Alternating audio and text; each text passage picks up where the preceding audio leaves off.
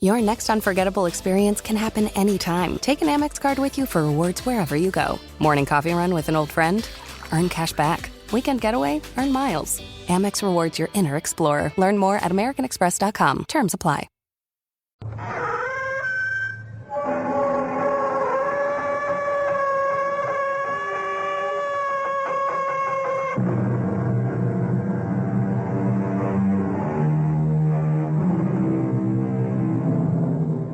Come in.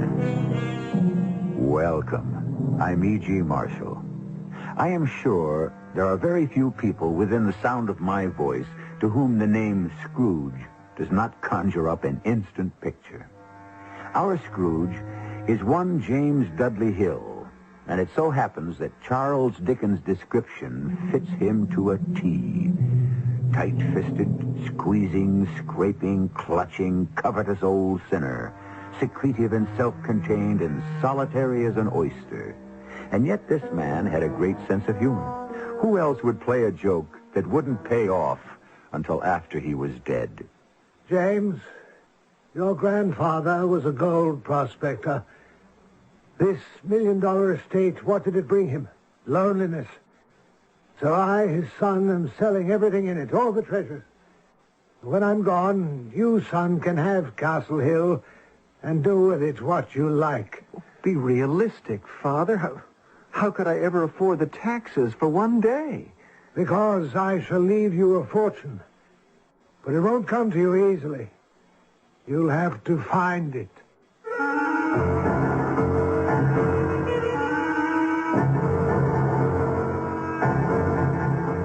Our mystery drama, The Midas of Castle Hill, based on a story by Robert Barr, was adapted especially for the Mystery Theater by James Agate, Jr., and stars Norman Rose.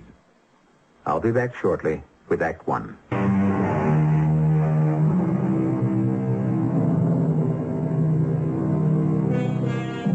In Northern California, a small mountain looms out of the sea. It is joined to the mainland by a causeway built during the gold rush by the most famous prospector of them all, James Hill, who found enough gold nuggets to make himself a millionaire several times over. But he was a crazy old bird, faithful to one wife who bore him one son. That son, James Dudley Hill, was as stingy as his father was spendthrift. He too died, leaving one son, James Hill III, who at this moment is on the telephone. Hello. Hello, is this Monsieur Eugène Valmont, the famous French detective? Oui, yes, this is Belmont. My name is James Hill III. I heard you were here in California for an international conference of police chiefs, and I wondered how long you were planning on remaining. The conference is over tomorrow, and of course I return to Paris. Monsieur Valmont, do you ever undertake any private detective work? Sometimes, if the case is of interest. May I come to see you, perhaps, to discuss the matter? What does it concern, Mr. Hill? Well, I have inherited the family property of Castle Hill, and No, you do not understand me. I do not wish details. Is it a case of mysterious death, insanity, a disappearance of a loved one, a cryptic note, missing money? Monsieur Valmont, I think it may be all of those. Vraiment? Then I shall be pleased to listen to your problem. Well, I would like to bring you here, if I may. The scene of the mystery, huh? I am free the days after tomorrow morning, Mr. Hill. I shall expect you at the Alexandra Hotel at 10 o'clock sharp. Oh, fine. I'll pick you up at 10.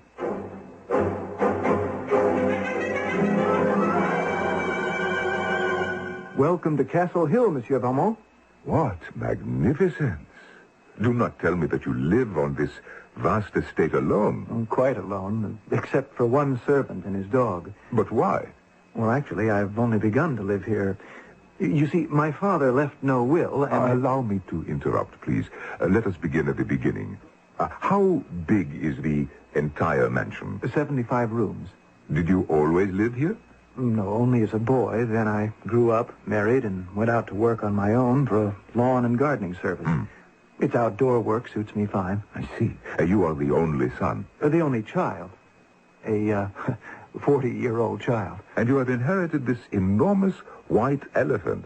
But you have no money to keep it, You have quarreled with your wife, and she threatens to leave you and has recently disappeared. And you believe that there is some money somewhere which you would like me to find.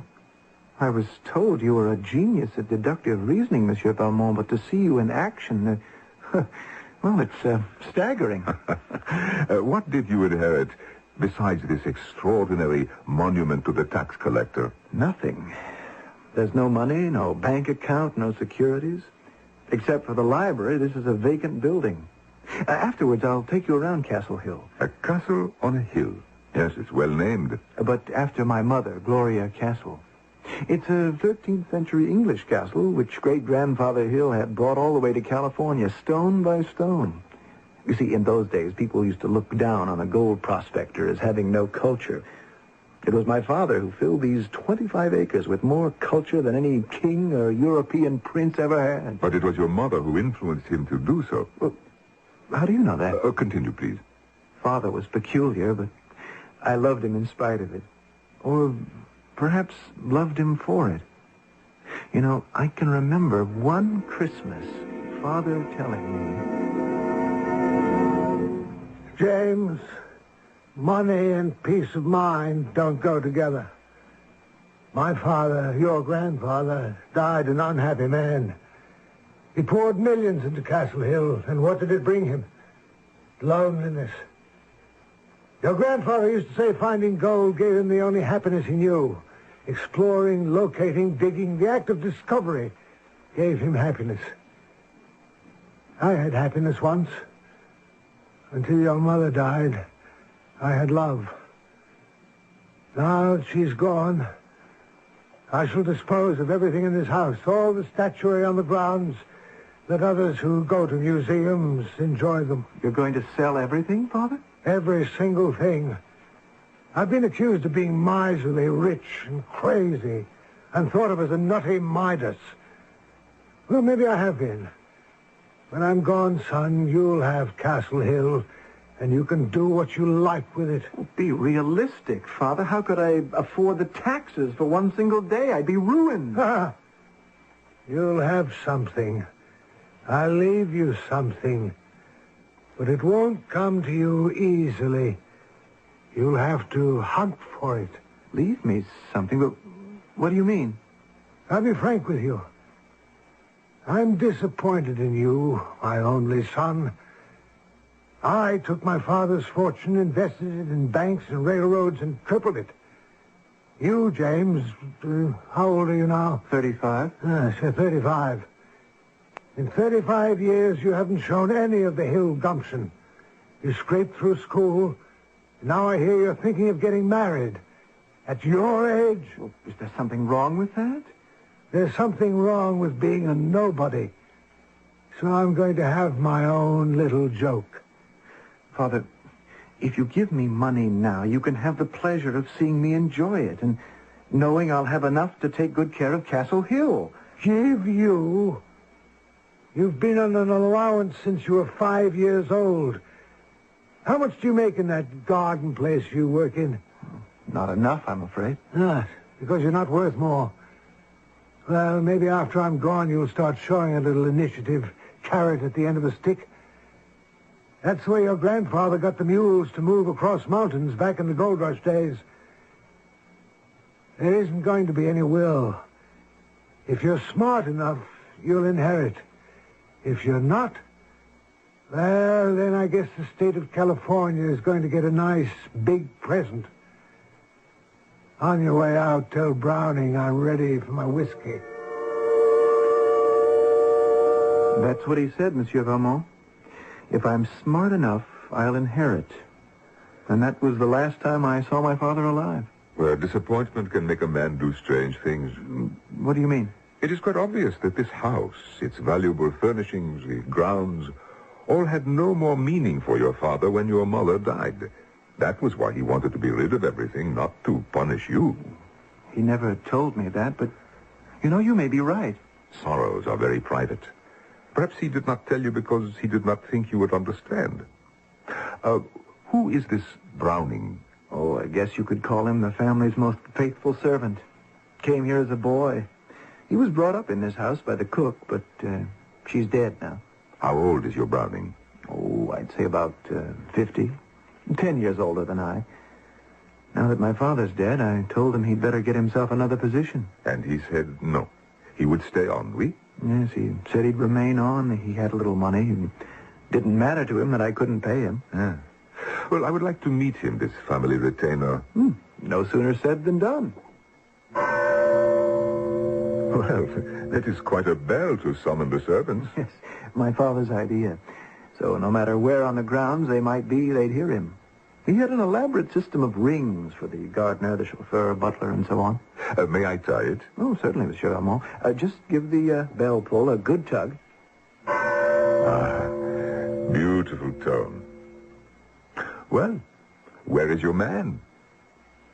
How stupid of me. I just remembered. Browning hasn't been well for some weeks, ever since my father died, in fact. Refuses a doctor, spends a good bit of time in his room. Just his dog to keep him company. Well, never mind. I will see him later. No. I insist. Let me go have a look myself. Monsieur Valmont! Monsieur Valmont, come here, quickly! What is it? What is wrong? Mon Dieu, qu'est-ce qui était arrivé? I found him in the hall here, like this, lying on the floor. The man is bleeding. Look, he's coming to. Browning, what happened? Mr. Hill, do you have some bandages? Yes, I'll go see. I'll be right back. Here, my handkerchief to hold back the blood. Do not move. They hit me and ran. They? 2 people? I'm not sure. I think so. I was coming out of the kitchen and I heard someone, and before I could turn around, they hit me. Well, all I could find was some alcohol and some adhesive plaster in this cotton. Well, you see that cut over his right eye is most serious. We must stop the blood right away. Okay, Browning, now this may hurt. I must wash the cut with this alcohol. Now, hold still. No, wait, stop.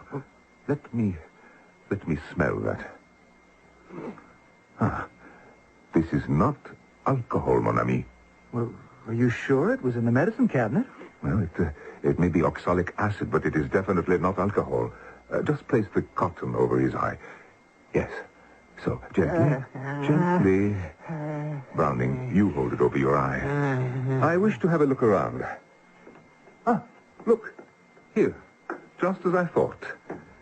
What the police like to call a blunt instrument.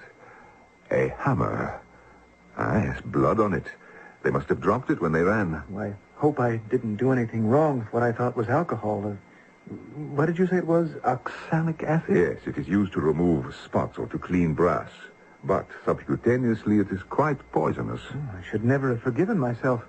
Oh, he is not well. You'd better telephone an ambulance. Oh, yes, I'll get on to them right away. I should also notify the police, Mr. Hill.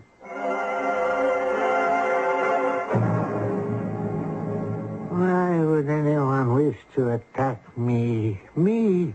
The very question I was going to ask you, Mr. Browning. You know of no one who would have anything to gain by getting you out of the way? I have nothing of any value. And you are certain that it was 2 men? Quite, sir. Can you describe them? No, I'm afraid not. My back was turned. Too bad. No description, no motive, but at least we have what may be the weapon. Inspector, the ambulance and the police will be here any moment.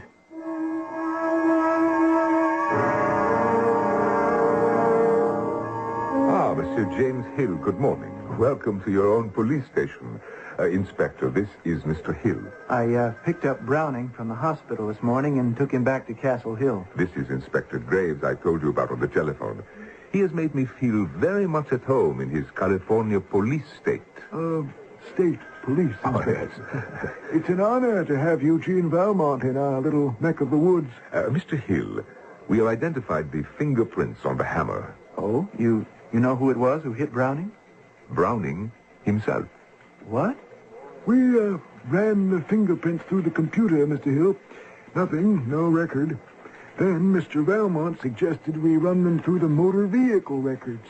And sure enough, they turned up Elisha Browning, Castle Hill, driver's license number 066416666. That is point 1. Point 2, Before leaving yesterday, I went outside and made a careful survey of the grounds. No footprints, no loose pebbles, no flowers crushed, no sign of anyone having run away. The point being that there was no one. Your man, Browning, hit himself, Mr. Hill. Well, that's incredible. Browning tells us he did not see who attacked him because his back was turned. Only that it was two persons. But the wound on his head was in front, over his right eye. So either he was facing his assailant or he is lying and hit himself with the hammer, which means that there were no attackers. You may well ask, what has this case so far got to do with a Scrooge or miserliness? Come now, since when have we divulged all the evidence or clues by the end of Act One? Never. There is more to come, more to know, and more to be surprised about. Ask anyone who has followed the adventures of that French detective extraordinaire, Eugène Valmont. I shall return shortly with Act Two.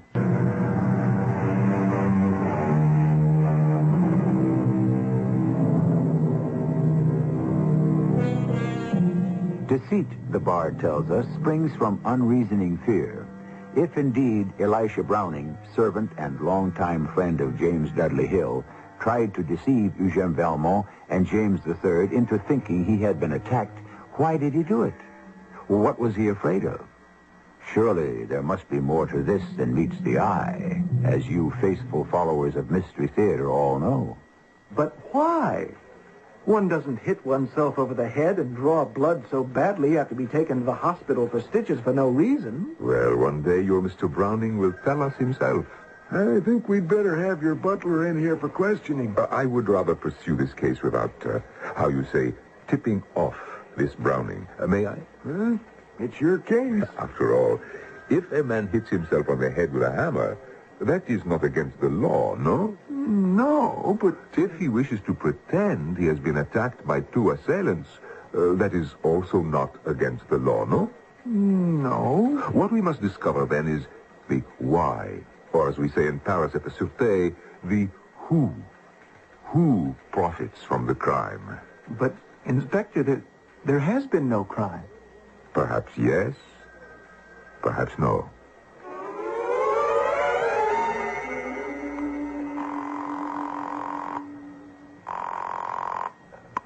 Hello. Is this the Alexandra Motel? I asked for Monsieur Valmont's room. Oui, c'est moi, Valmont, ici. This is Valmont. Oh, this is James Hill. I thought I'd be hearing from you. Well, I've been very busy sightseeing in your California. But aren't you interested in my case?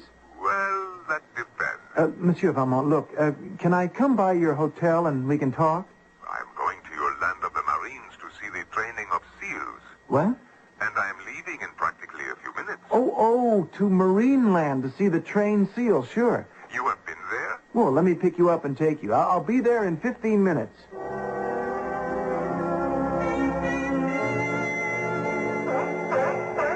Fantastic. Look at those animals. How they balance a ball and swim with it. Monsieur Valmont, may I have your attention for just one moment? Oh, but of course. Now, I did ask you if this case would interest you. You remember?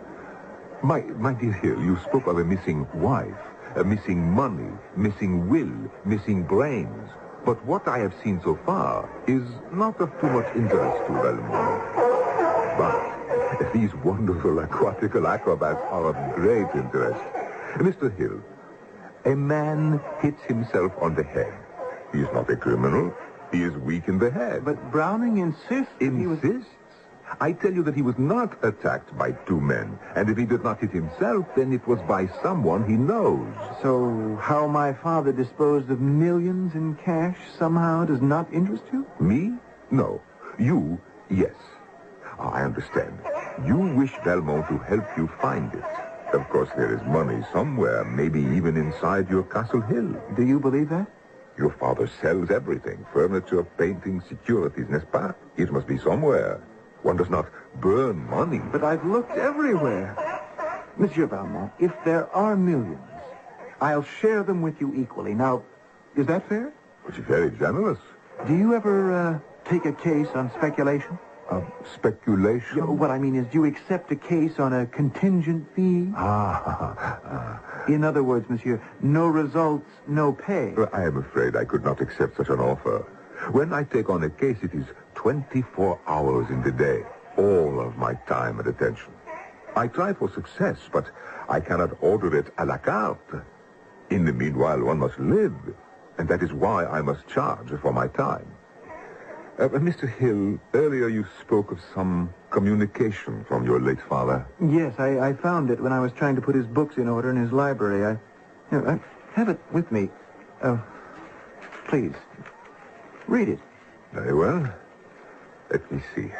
My dear firstborn, you will find your fortune between a couple of sheets in the library. Your father, James Dudley Hill. That's not what I would call a legal will. Oh, it doesn't have to be. I'm the only heir. But you have no money to pay me for my assistance. And right now, no wife either. Well, the trouble is, Valmont is a romantic. Perhaps I could make an exception and spend one day at Castle Hill. Just one day? Just one day. And then I will decide.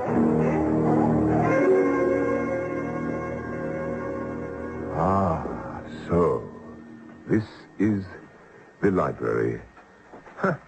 What did your father do? Read newspapers on the floor? This is just the way we found it.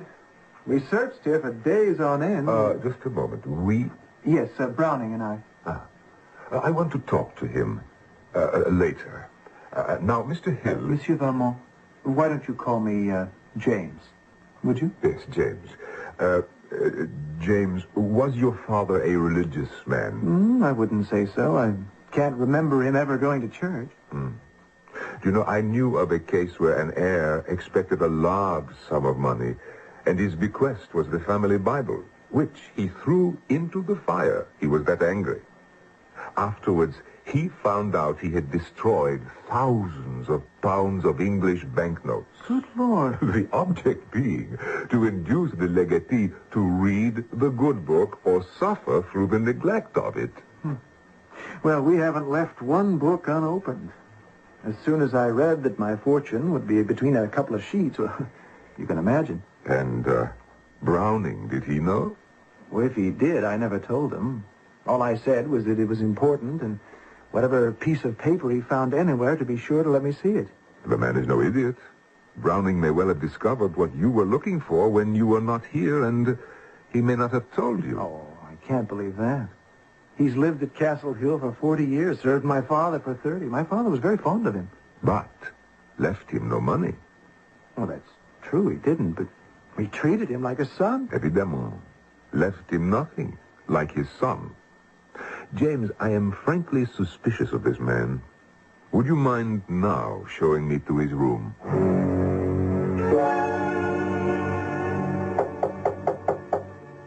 Come in. Yes, Mr. Browning. Do you feel well enough to receive a visitor? Oh, come in, sir. Come in. Excuse me for not getting up. Oh, that's perfectly all right, Browning. You remember Monsieur Valmont? He has a few questions. If you do not mind, James, I would like to talk to Browning alone. Of course. Tell me, how does your head feel today? It's felt better. Please, sit down. Thank you. Oh, is that your dog, Mr. Browning? Yes, that's Punch. He never leaves my side. You are the famous Eugene Valmont, the French detective, am I right? I am Valmont, yes. I've been thinking about when I was clubbed. It, wasn't by two people. Vraiment, really?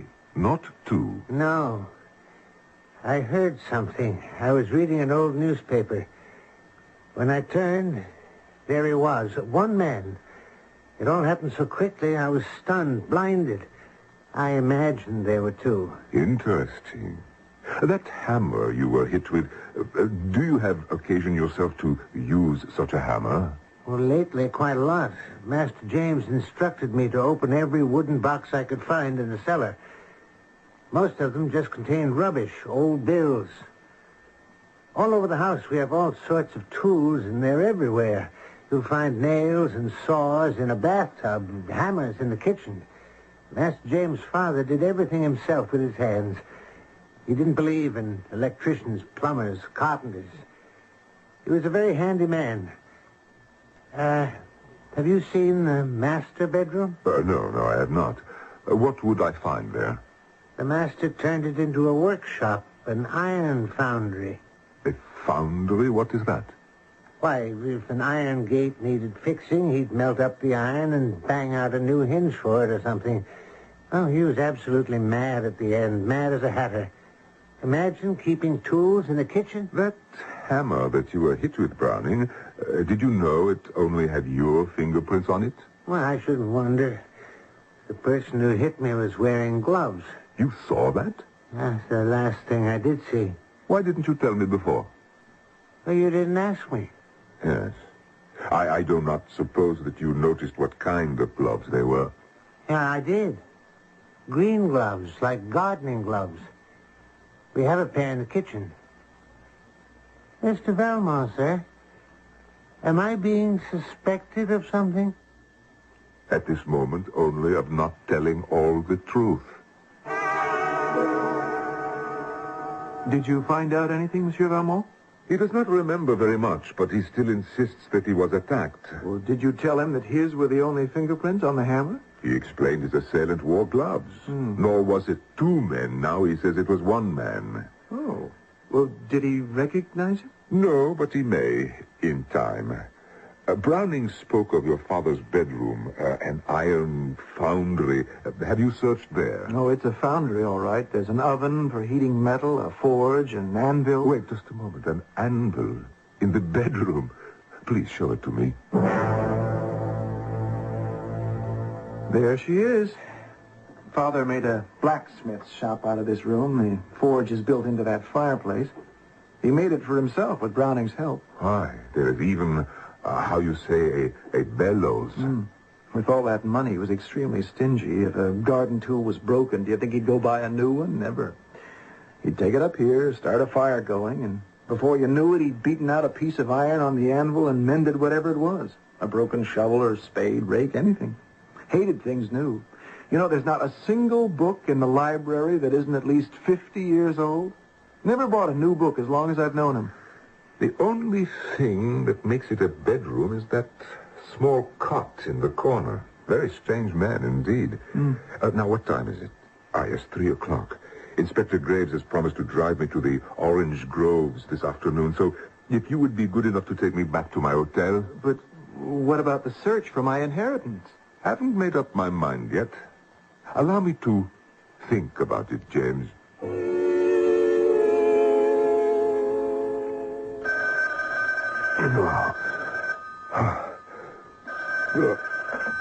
Hello. Hello, Mrs. Velmont. Who? Mr. Browning downstairs in the lobby to see me? We'll certainly send him up. By the way, what time is it? 8 o'clock. Good. Send me my breakfast as well. And do tell Mr. Browning to come up.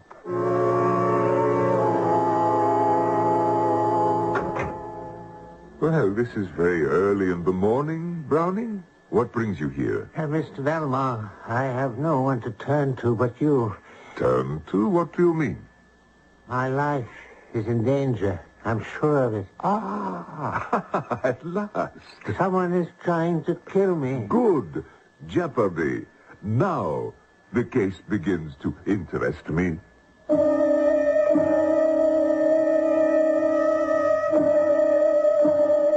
Why is Valmont so pleased that someone would wish to kill Elisha Browning? Why has James Hill's father gone to such lengths to hide an inheritance?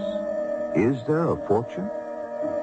If you have deduced the answers, you can pat yourself on the back because those are the same clues available to the Parisian detective. Remember, you may see the evidence clearly and yet not recognize it.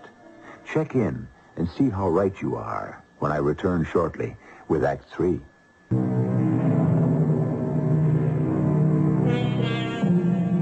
Suspicions, wrote Sir Francis Bacon some 300 years ago. Suspicions amongst thoughts are like bats among birds. They ever fly by twilight. There is not a character you have met from Castle Hill who has not acted suspiciously or been suspected. And have you also noticed that for some reason, known only to himself, the great detective Eugene Valmont appears to play a waiting game? For whom has he set the trap and waits? Let's find out. How is the wound on your head, Browning? Does it still trouble you? Not as much as what I am about to tell you, Mr. Valmont. Please proceed. You're aware, sir, that my former master, Mr. James Dudley Hill, was an eccentric man. I was brought up in his household from the time I was a child. I never knew my parents, but I always regarded the cook as my aunt. Then you knew James when he was a little boy? As a baby, I was 10 years old, and I knew Mrs. Hill, an artistic, lovely lady. It was a sad day when she died. And James, did you get along with him? We had nothing in common. He was the only son, and I was the butler. But let me talk about the present. Valmont is listening. It is today 1 month since the master died and since James returned to Castle Hill. And that was the very first day I did not feel well. I do not believe I understand you. Well, right after the funeral, I became so ill I could hardly stand. Master James was very considerate, permitting me to stay in bed, sending for his own doctor, bringing me my food and medicine himself. And then I recovered and helped him look for something he told me his father had hidden in the library. Then, one day, I found some old English newspapers. That was the day I was attacked. The day you arrived, Monsieur Valmont. Go on. Then, yesterday, back from the hospital, I suddenly felt quite ill again. And Master James brought me a little supper. He had made me an omelet, something light, toast and tea, and wished me well, and he left my room. As I sat up in bed, the omelet fell to the floor. Well, you know what dogs are, and my Punch started to eat it, and suddenly it gave a little groan and lay down. I couldn't do anything with him. I called Master James. He didn't know what to make of it, so I got up and drove Punch to the veterinarian's. Punch had been poisoned. And so you concluded the poison had been meant for you? Yes, I did. And all my peculiar sicknesses these past weeks, I knew... I know what you know. You do not have to say any more. What shall I do, Mr. Valmont?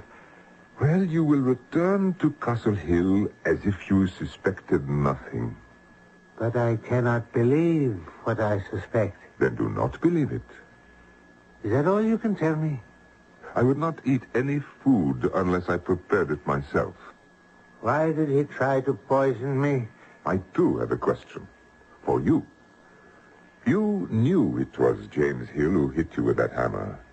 Why did you try to protect him and tell me that some stranger had attacked you? You knew? Of course. What am I, a fool? It was as plain as the bandage on your head. But why did you not say something? I was afraid he had taken leave of his senses, sir, as I often thought had happened to his father. I thought it was in the blood, that he had gone mad. James Hill wanted something. What do I have that is so important to him? Oh, so threatening. When you were searching with James, what exactly did you find? Nothing but rubbish. Old bills. The master never threw away a bill. And where are these old bills? Well, they're probably still where I put them, in a barrel in the cellar. We filled several barrels with useless old papers. Then nothing has been thrown out? No, not by me, sir. Parfait. Now, I want you to show me the way to the cellar and then return to your room. Lock the door if you feel it is necessary. When I have made my examination, I shall ask you to join Mr. Hill and myself in the library. I'll be there, Mr. Valmont.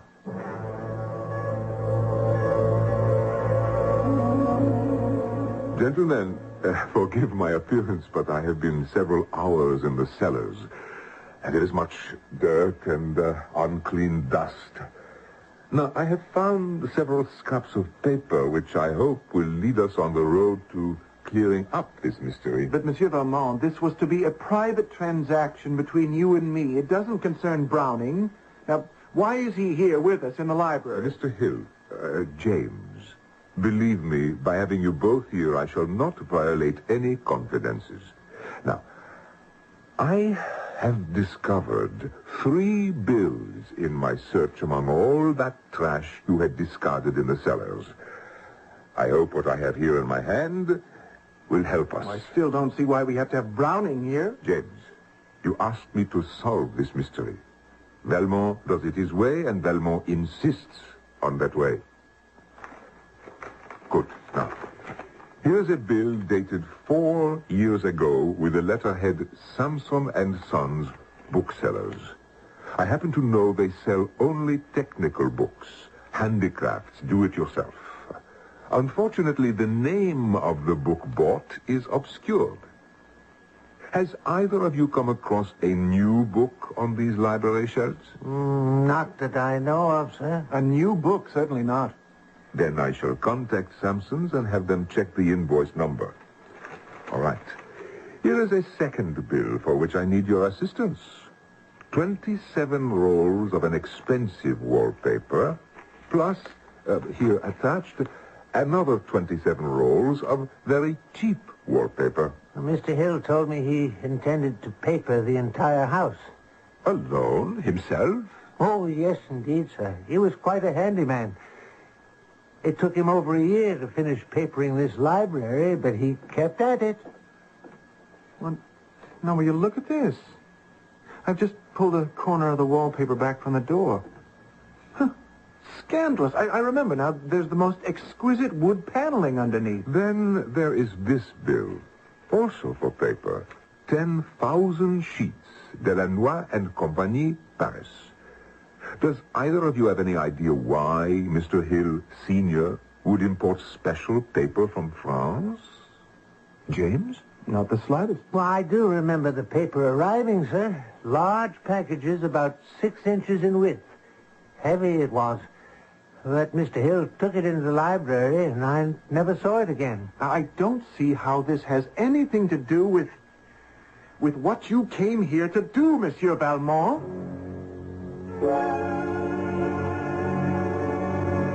Inspector Graves, I tell you what I find peculiar about this case. Nowhere have I been able to find any information in the newspaper files about James Dudley Hill as a young man. The first news story I find, well, he is 30 years old and he marries Miss Georgia Castle. Well, just because someone's the son of a famous gold prospector, that's not newsworthy even in those days. Besides, I remember reading James's father was brought up in England. He didn't come back to the USA till he was about 30. Lived in England, eh? Well, that might explain it. Why are you so interested in James's father when he was a young man?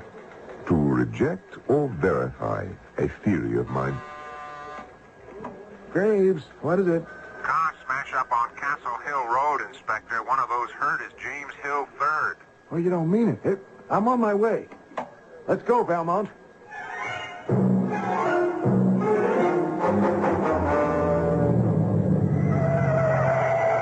Look at that. One car hanging over the side of the road, held back by one wheel. The other, 20 feet down over the cliff, stopped by a tree. Both people are on stretchers over here. Can you see who that is they're loading into the ambulance? Why, it is James Hill. Who's the other one? It is Browning. Browning, can you hear me? It is Eugène Valmont. Oh, yeah. Valmont, how did you get here? I came with the police. He came after me. I found... Look in my glove compartment. I was driving into town to come and see you. I know now why he... Valmont, the boys want to get him to the hospital. Can you talk to him later? Just a moment, please. Browning, what happened? He came after me. Master James. I tried to get out of his way. He followed me down the hill. Right here, this curve. He forced me off the road, over the cliff. Oh, please, do not say any more. You will be well taken care of.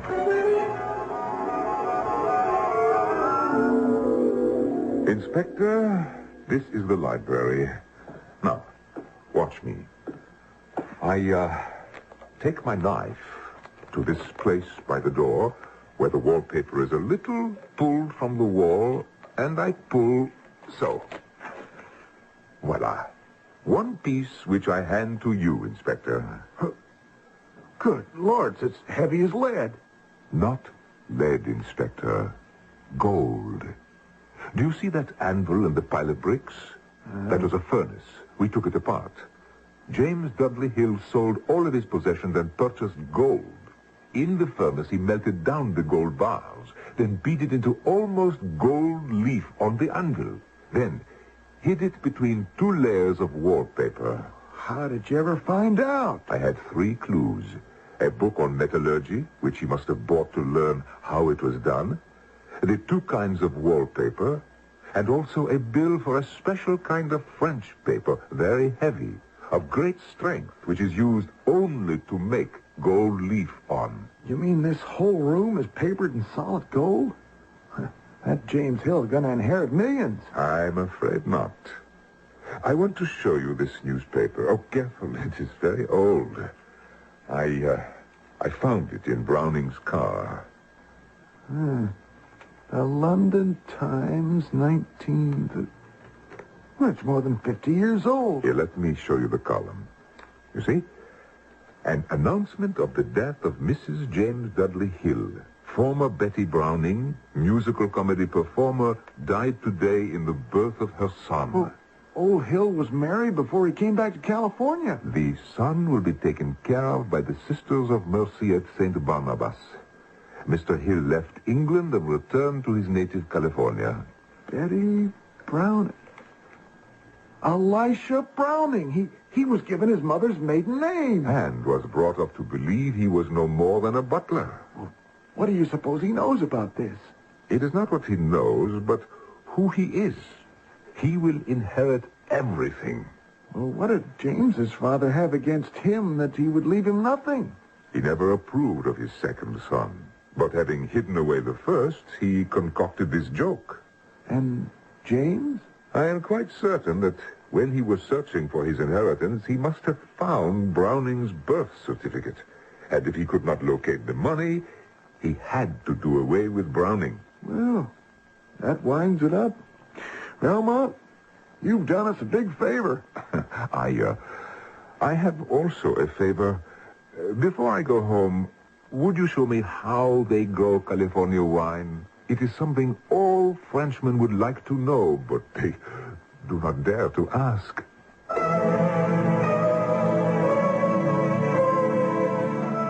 So the private post-mortem joke of James Dudley Hill was that money would bring out the worst in those with the least character. A strange man who would deny his eldest son in life and favor him in death. Is it possible, then, that somewhere in the other world, the Midas of Castle Hill has had his last laugh? I shall return shortly.